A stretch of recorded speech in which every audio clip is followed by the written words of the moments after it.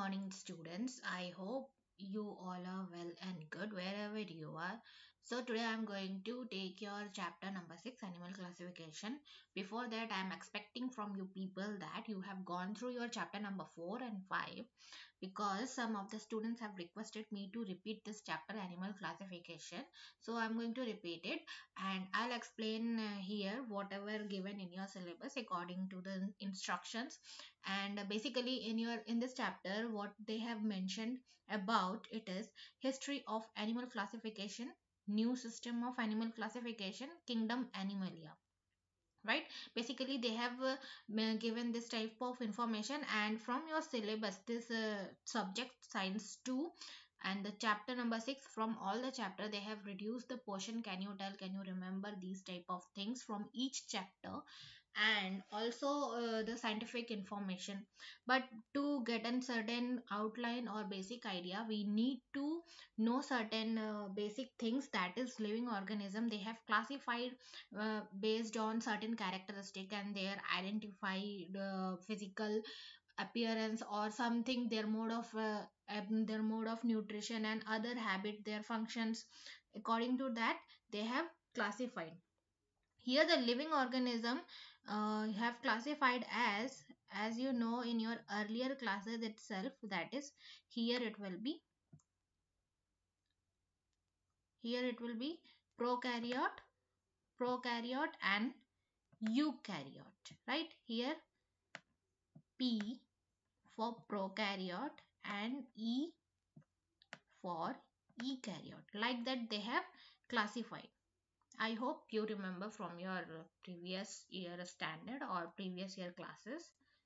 This is a basic classification for classification in animals. Then kingdom Monera will come, right, in prokaryote. Then unicellular organism under eukaryote, multicellular organism, two type of classification under that. And a unicellular organism, this kingdom is Protista, right? Kingdom will be Protista. You can search it from anywhere, you will get it. And for multicellular organism, two types of organism they have classified again, with cell wall and the without cell wall, right?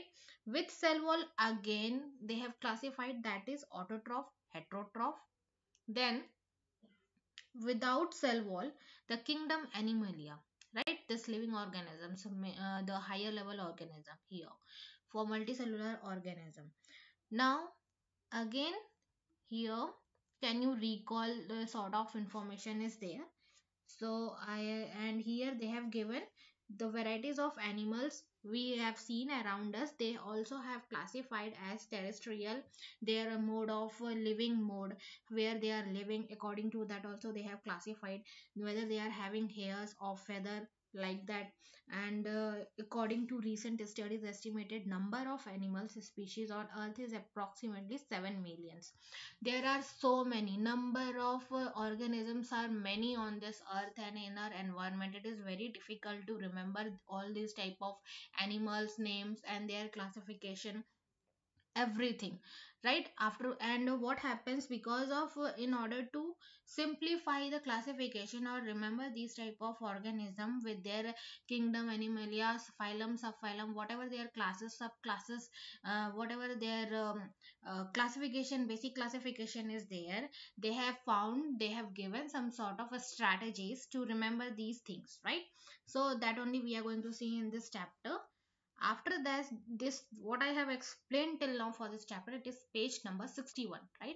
After that, page number page number 62, right? In 62 the whole page number they have reduced from your chapter, but there are benefit of this animal classification is very important point why we are reading this, because the study of animals become convenient. It will be easy by the way they have classified the animals and all these organisms in a way, how with their phylum, subphylum, animal kingdom, subkingdom, right? And after that, the second point, what why it is important, study of few animals from a group helps to understand about the entire animal group, right? Number third, it gives idea about animal evolution. Fourth one, animals can be easily identified with great accuracy. Fifth one, it helps to understand the relationship of animal with other living organism. Sixth one, it helps to understand the habit of each animals and its exact role in the nature. Seventh one, it helps to understand various adaptation shown by animals, right? So there are various type of functions. Based on that, they have classified, they have given some sort of basic idea in this box, so just go through it, and it gives you basic idea only. After that, they have mentioned that though from this page number they have reduced all sort of information from your syllabus, but the same thing, the basic thing, traditional method of animal classification, they have classified the two type of organism, that is non-chordate and chordate. Since it is a 62 page, so I'm not going to explain what is this. You want to go through it, just go through it. So but it is not included in your syllabus. After that, the chordate, this page is included, and that too last two paragraphs they have reduced from your syllabus. This whatever part is there in your syllabus, I'll explain each and everything. That is chordate. What happens in chordates, these organisms will be having a notochord, that is identification characteristic of, there are certain many characteristic of this organism to identify how this organism will be. But notochord is a structure found in this organism like a bone, the spinal cord behind, at the back of our the body, it is present, it will be like that. And on your screen, the this diagram also you can see that the notochord, nerve channel, muscles, because of that only this type of organism will survive. So notochord is a main identification part for chordate. And the second one, it is pharyngeal gills for their respiration function.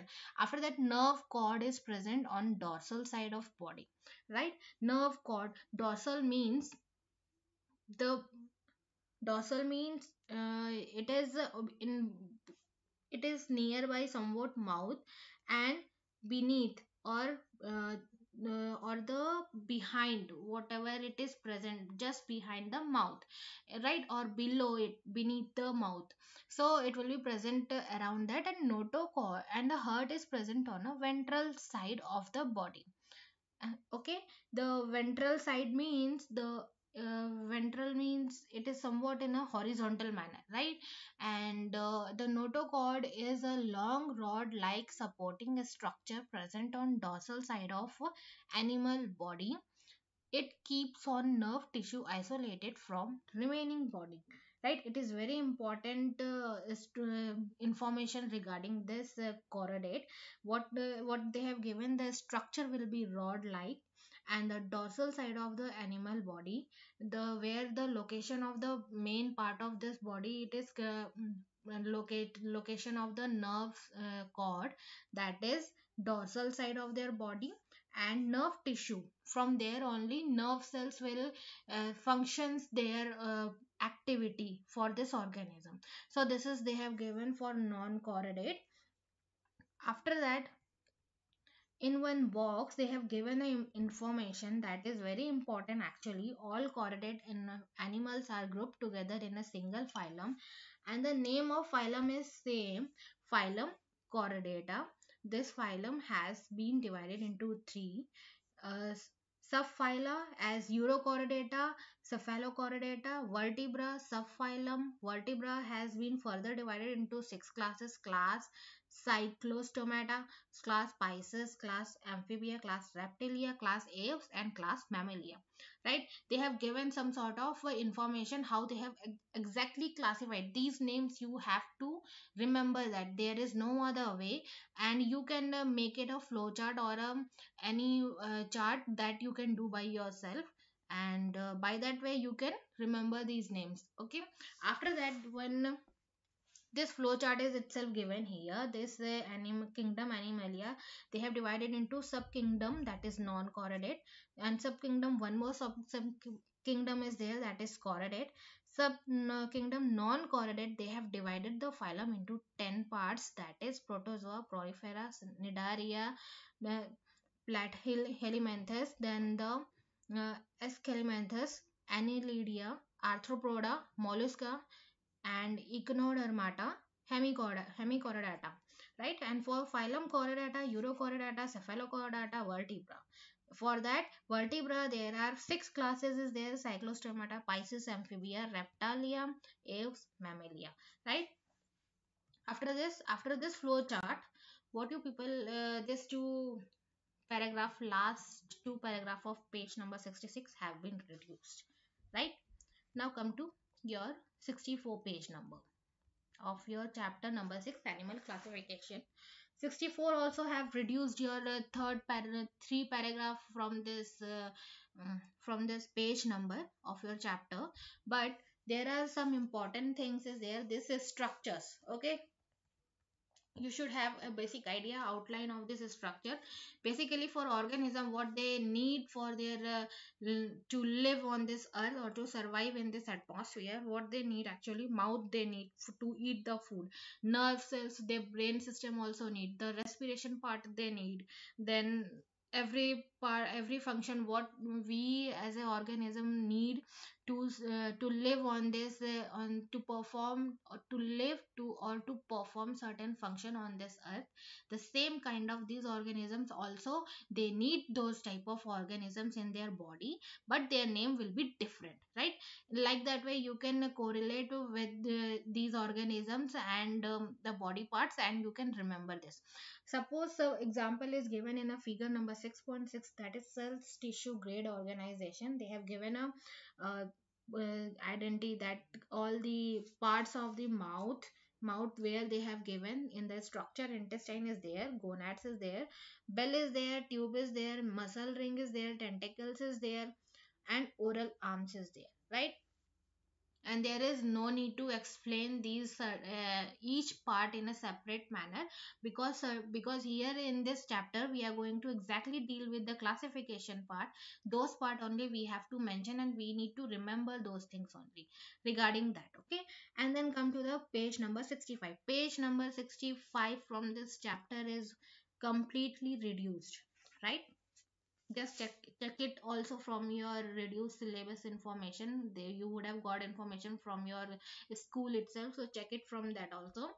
And then page number 66, the whole page number 66 also got reduced from your syllabus, okay? There is one flow chart is there. If you want to go through it, you can go through it at your home, no problem. Then come to your page number 67. This 67, the phylum Porifera, they have given some sort of explanation, and here one structure is there. These animals are simplest body plan. The body will be in a planar manner, and very sponges, very soft body they'll be having. Numerous pores they'll be having on their body in order to exchange for why they have having these pores on their body, because of to exchange the gases from the to atmosphere to their body, right? And these pores also called as ostia, ostia, ostia and oscula, right? This is the first main things they have given for porifera in the phylum classification, that is ostia they'll be having on their body in the form of pores. Then second one they have given, these are aquatic animals, most of them are marine and few are freshwater dwellers. Third one they have given, and they are asymmetrical body. Asymmetrical body, I hope you have heard about symmetrical structure in your mathematical geometrical shapes. That is, if you divide one particular shape or any body, human body, if you divide from the center part, and then you will get the equal shape of the body into two forms, right? But here they have given for this porifera, it is asymmetrical body, means they won't divide equally half, right? Now the fourth number is, these animals have a special type of cells called collar cells. These things you have to remember. These are the characteristics, so as it is it should be, right? Then fifth one, it is these animals are always attached to substratum, hence do not show locomotion. It will be, their body will be attached in a cellular, their structure will be attached and very tight, so they have difficulties in the movement, not able to show the locomotion. They are referred as sedentary animals. They also referred as what? That is sedentary animal. Here they have given this sedentary animal. right? Now, the sixth one characteristic they have given, their spongy body is supported by spicules or spongium fibers, right? They'll be having spongium fibers, and these are made up of calcium carbonate. Here they have given a separate diagram also. They are made up of calcium carbonate. These animals fed upon small organism taken in their body along with water. Water is taken in through ostia and given out through oscula. As I said earlier, why ostia in the form of pores they have present in their body, because of exchange of gases. So that function they have explained here. These animals reproduce by budding, asexual method or by asexual method. Both type of reproductive system they will perform, that is asexual and the sexual, and reproduce budding, right? They have good ability for regeneration. They'll be able to perform very easily and very fastly also. Examples: icon, euspongia, right? Both sponges. And these are the examples they have given. If in a question they asked, first of all these characteristics you should be able to remember. After that, if you remember the one example also, that will be enough, no problem in that. Then the phylum Coelenterata or Cnidaria, right? Here they have given the structure like a hydra. Here you can see on the head side, that is upper part of this body, hydra. They have a finger like a structure that is known as tentacles. Obviously they'll be having mouth, testis, ovary for their reproduction process. Then body part is there, new bud will be there. By budding also they'll perform their this type of function. First characteristic they have given, that the body of these animal is cylindrical or umbrella like. It is cylindrical type of body and called polyp. The body itself called as or identified as polyp. Umbrella like called as medusa. Both type of shape they have given, and what term they have represented by. If it is cylindrical, that is polyp. If it is umbrella, that is medusa. The second point they have given, most of these animals are marine. These will be lives in the aquatic system and only freshwater dwellers, right? Third one, body of these animals symmetrically or diploblastic. Two layers they'll be having and able to divide into two halves. Then this fourth one, it is Synodoblast bearing tentacles are present around the mouth. Tentacles are useful for capturing the prey, whereas Synodoblast injects the toxin in a body of prey, and those are useful for protection too. They'll be performing from their mouth itself their eating functions and for digestive process also. And after that, the tentacles are also useful for capturing the prey, whereas Synodoblast inject the toxin in a body of prey, right? If some other organism try to eat this type these organism or these plant like organism, they are having a toxic type of product in their body. They'll what they will do at that time, they will introduce those type of toxic product in their prey, and by that way they'll protect themselves, okay? And the examples is hydra, as you can see on your the given diagram in your book. Now come to the page number 68, right? In this 68, phylum platyhelminthes, right? Helminthes, right? Now the in this the diagram they have given, for that they have shown that the mouth part, genitalia part, then aperture, leaf like body, oral sucker, ventral sucker. By looking at their structure of their body itself, you can identify what type of organism it is, okay? And some sort of idea you can get what type of organism and which type of classification it is. First one, it is body of these animals is cylinder and flat like, right? A leaf of a strip, hence they are called as flatworms. And here what happens, the body type, it is cylinder, very thin, flat like, flat also, leaf like structure, as you can see on your screen, or in the book also it is given. It is the term known as for this structure of their body, that is flatworm. Then the second characteristic, it is most of these animals are endoparasites, right? Lives in their body itself. Okay, they will suck, endoparasites means they'll be able to suck the organisms or their food products inside in themselves only. Few are free living and aquatic. Okay, both the way they can live. And the body is acoelomate, right?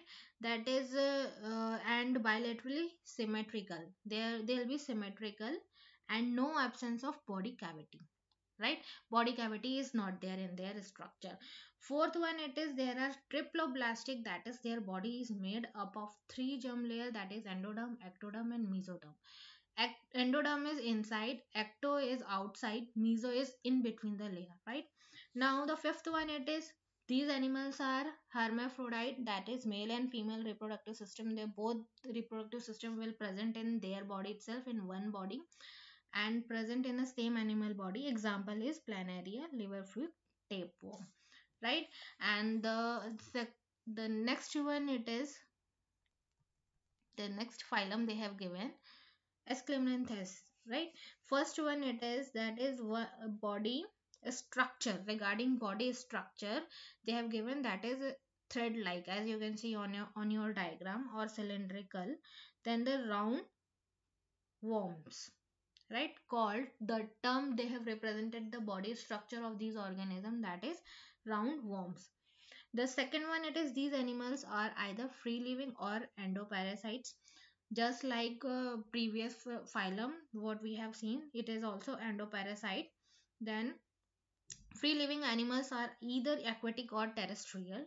The body animals is triploblastic and pseudocelomate, right? Pseudocelomate means, pseudo means false. Something is present but represent as not present, right? Something false like, if it is there you won't see, you will not be having proof for that whether it is there or not. It is like that. So their animals is triploblastic, three layers will be there in their body, and pseudocelomate. Then the fourth one, it is body of these animals is non-segmented and covered with rough cutile. Coating of calcium will be there. These animals are unisexual and asexual reproduction way performance. Then their example is filarial worm, and other worm name they have given, you can remember that also.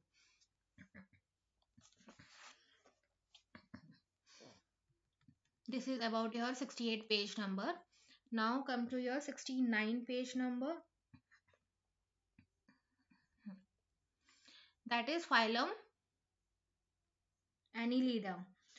Here the body of these animals is long, cylindrical and metamerically segmented, right? At a metamerically means at a particular distance, and segmented are present. Then segmented body, the Annelida means itself the segmented body. Most of the animals are free living, but few are ectoparasites, right? Outside, or ectoparasites means outside of their body. Free living or animals may be marine or freshwater dwellers or terrestrial. The third characteristic, these animals are triploblastic, bilaterally symmetrical and eucoelomate. Eucoelomate means low cavity, right? And then fourth one, it is they have a setae or parapodia or sucker for locomotion. They have movement by how, by the sucker form of function they'll be performing, and they can move from one place to other place. Fifth one, it is their body is covered with a special cuticle. Then they'll be having certain type of a special layer on outside of the body covering. These animals are either hermaphrodite or any unisexual.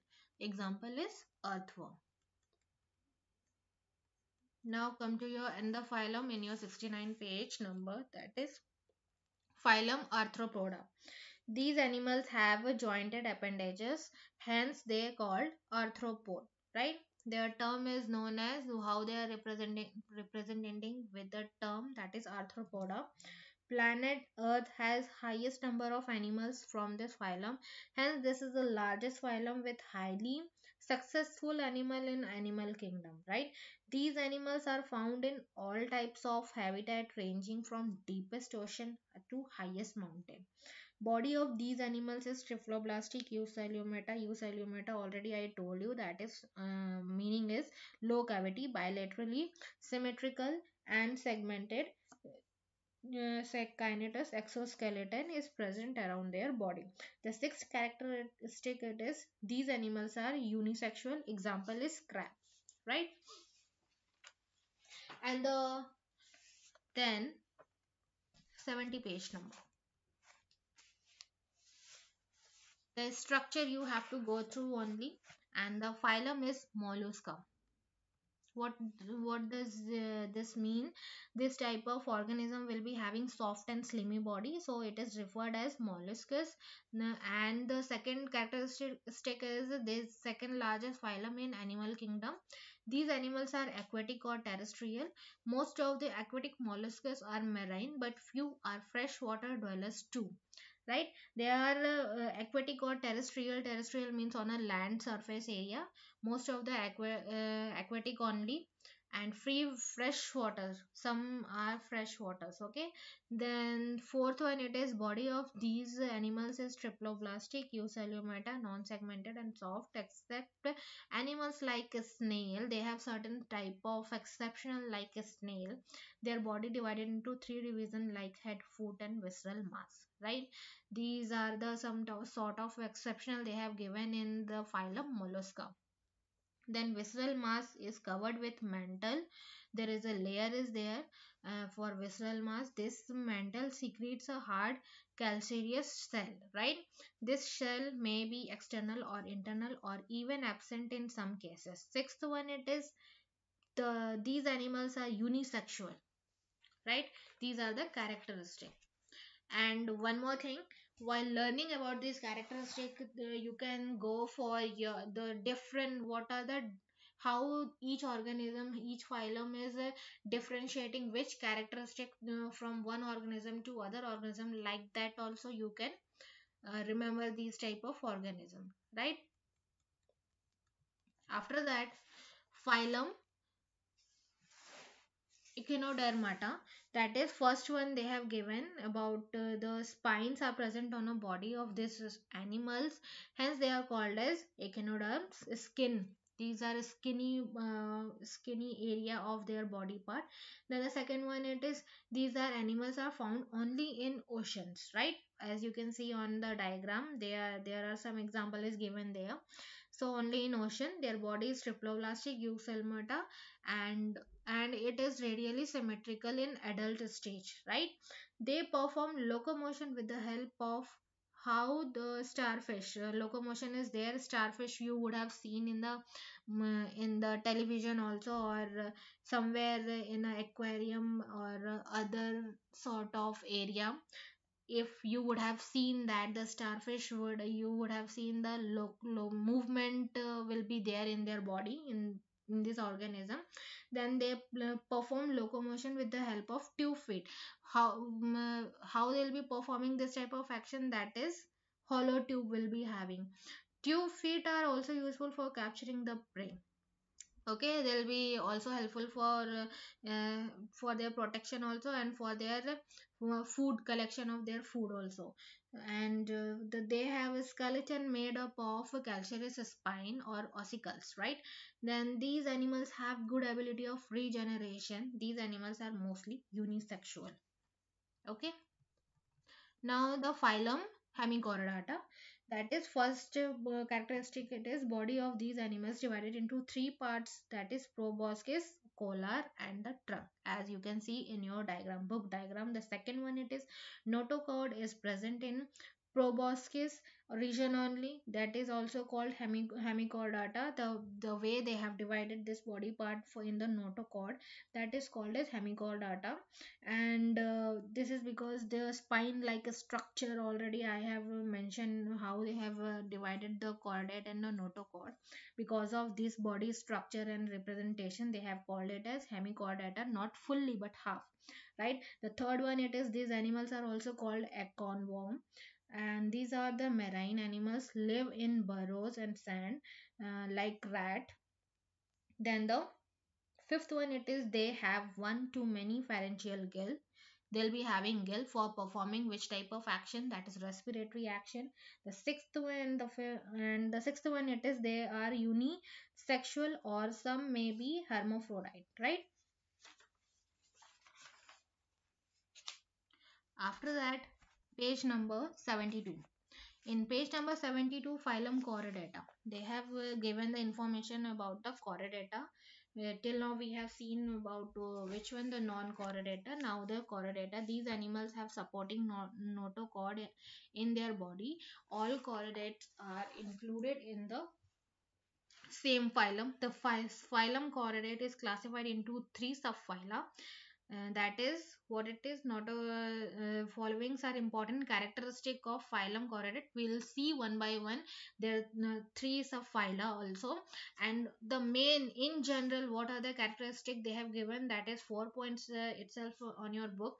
Notochord is present in the body during at least the developmental stage, right?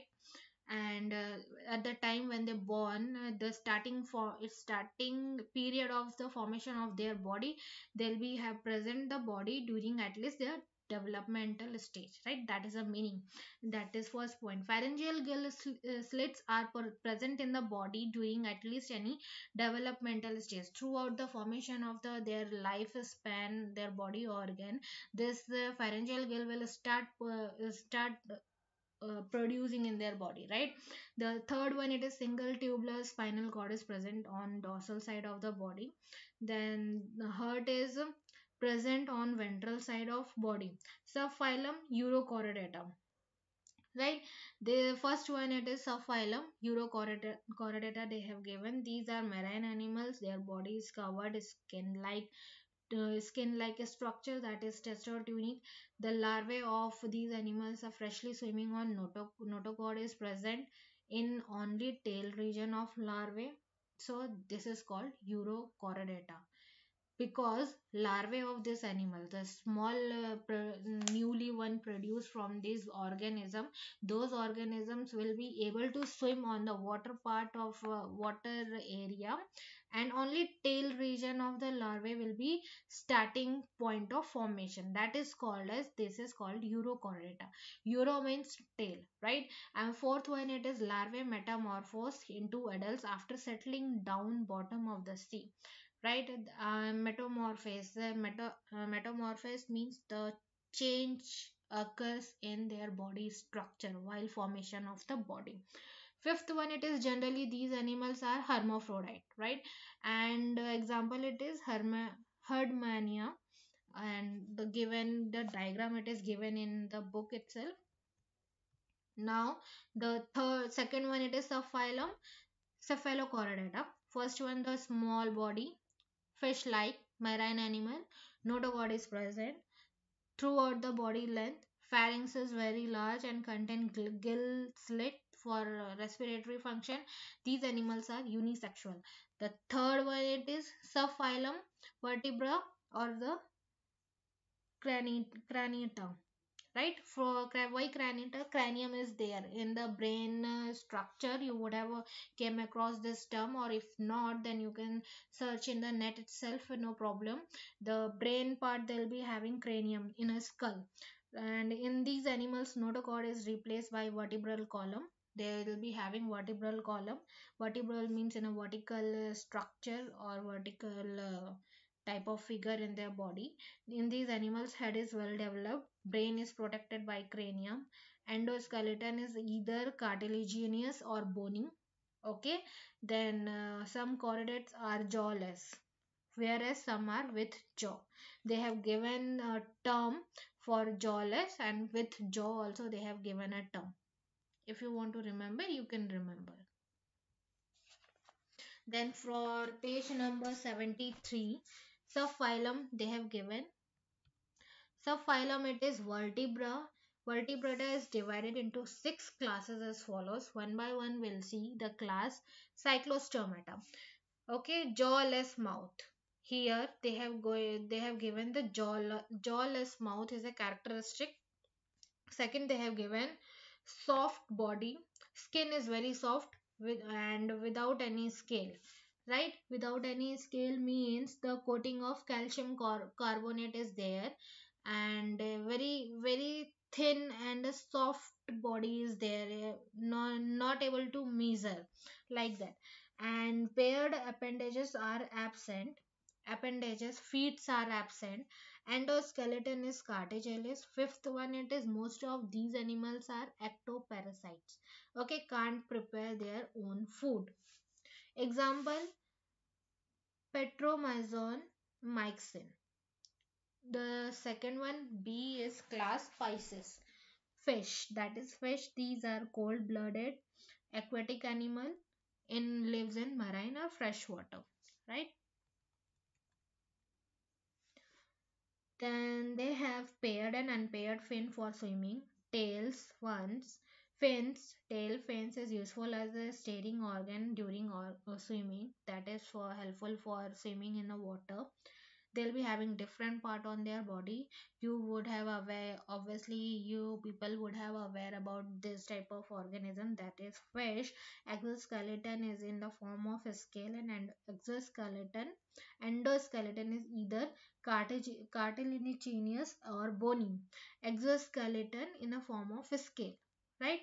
And the fifth one, it is respiration occur with the gill. Obviously, the gill for performing the function for the respiration.